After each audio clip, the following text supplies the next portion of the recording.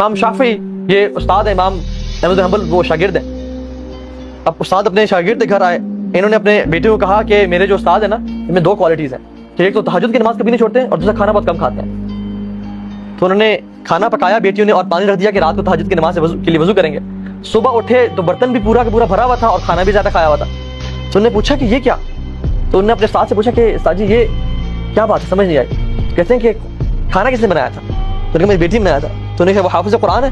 کہتے ہیں جی وہ حافظ قرآن ہے. کہتے ہیں وہ اس کا معمول کیا ہے؟ کہتے ہیں وہ جب بھی کھانا پکانا شروع کرتی ہے وہ قرآن پڑھنا شروع کر دیتی ہے حتیٰ کہ وہ 1 جز 2 جز 3 جز مکمل کر جاتی ہے، پارے پڑ جاتی ہے.